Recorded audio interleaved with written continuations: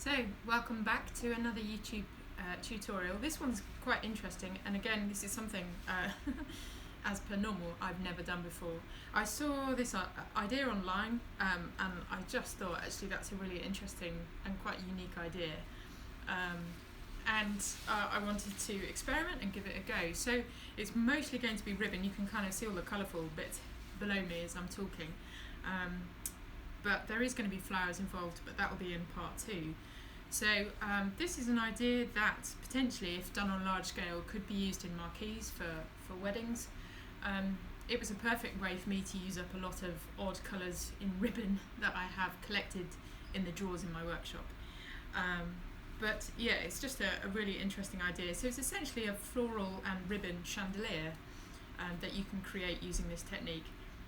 So I've done half of it, and I'm just going to show you the first half of what I've done now. So the first half of this I've done already, just because filming it I thought potentially could be quite boring, just repetitive stuff. But I'll show you the basics of what I've done. Essentially, you're creating a 2-tier system, obviously, to create that. If you think about a chandelier, it's got layers of glasswork and layers of light, and you want to create that with a ribbon. This feels like one of those, as a child I used to have them at home.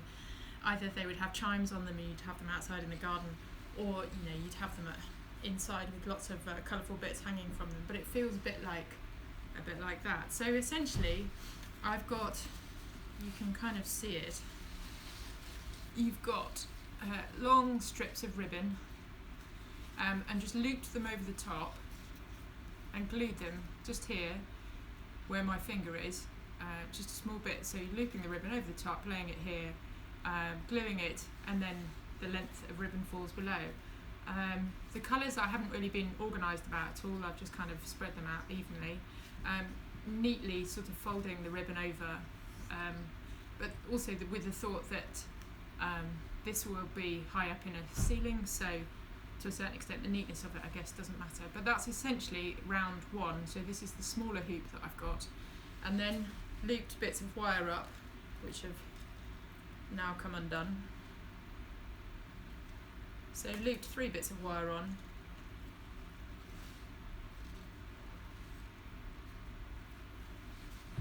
which will just allow me to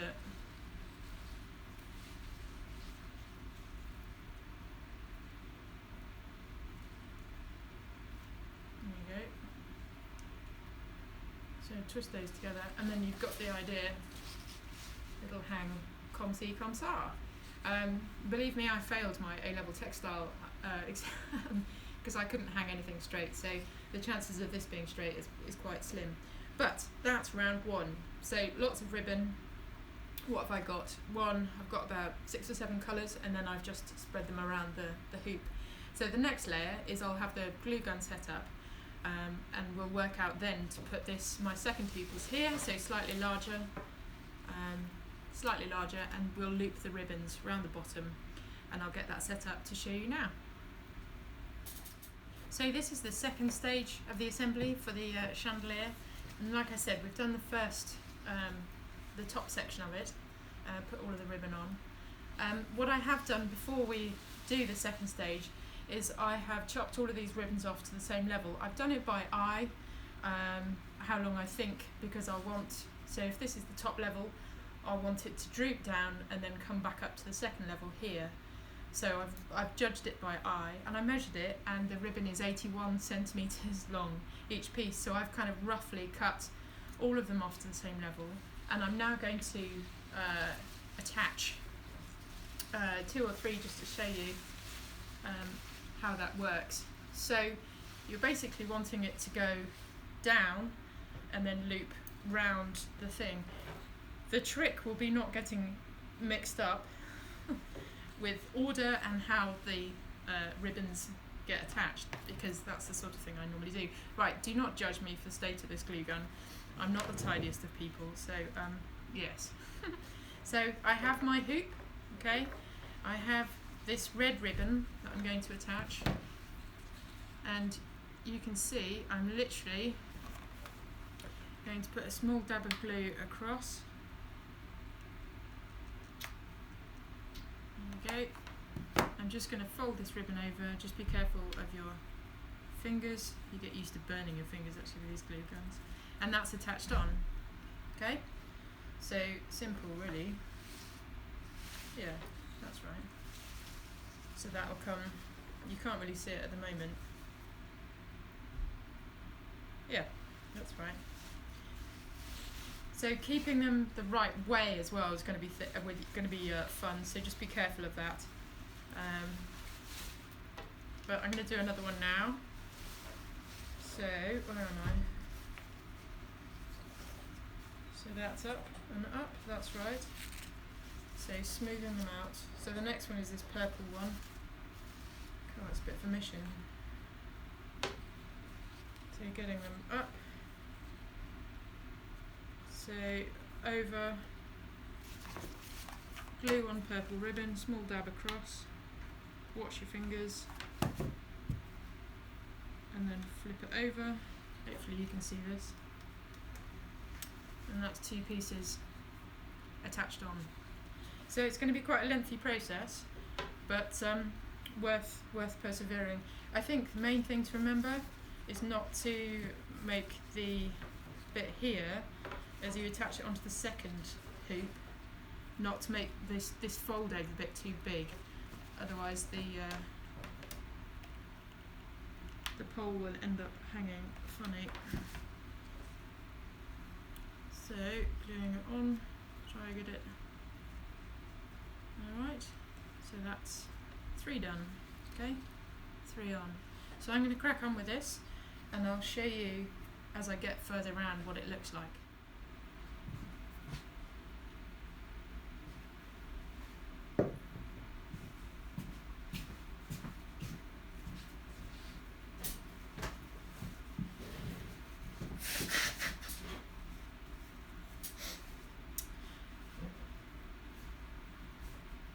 So I'm working on this second hoop now. You can see I'm almost round to the end.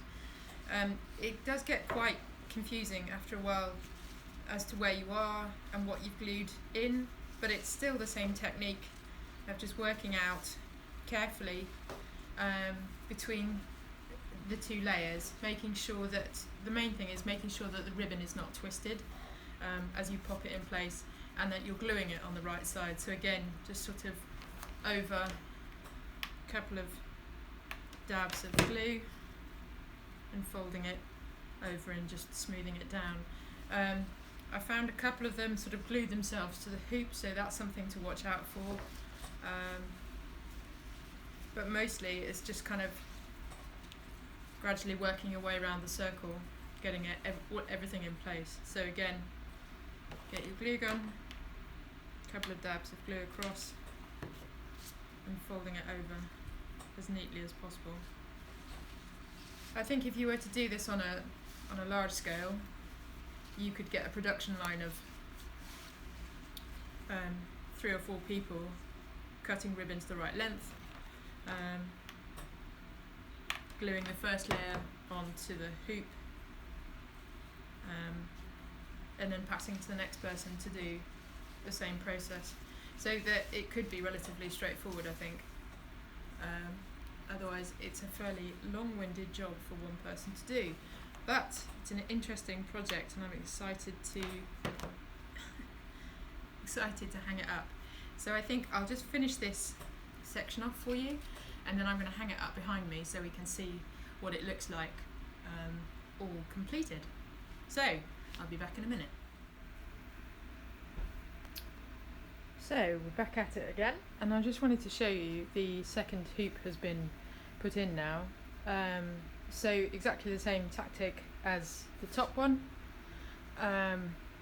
So looping over and gluing into place, and then it'll all hang. But the next thing is to get this up, so that you get the droop of the ribbon just here. So it is a bit wonky, but I'll show you the general idea if I peer through here. So I've put a wire up to the top where the chandelier is being hung from, and then two pieces of thread are just going across the width of this bigger hoop, and I've attached them just here. You can kind of see. So then it'll hold the second hoop up and allow for a droop of the ribbons. So I just wanted to show you, I've started putting some dried flowers on just to see what the effect was going to be like. So there's some larkspur, some helichrysums, and these actually are ranunculus. So these ones here. And I can't decide whether I like it, whether it needs it. I think probably what I would do is I would definitely iron all of the ribbon because I can just see the crinkles, and I would maybe put some bigger foliage on, but I would also use thicker, wider ribbon because I think the effect is better. But I kind of wanted to share it just because it's a really interesting experiment. I saw this picture and thought, I wonder how you make that, and I kind of had a go at making it. So it's not the best, it's not the most beautifulest, but the concept is kind of interesting, and I think on a larger scale it's something that could potentially work. And I kind of think it's nice not to make something that looks utterly beautiful and you go, wow, it's nice to do something that's not quite perfect, it's not quite there, but it's kind of fun. So I hope you enjoy this slightly random experiment, and look forward to sharing more tutorials on this YouTube channel. Don't forget to subscribe. And you can also see more at youngbloomsflowerschool.com. So I'll see you next time.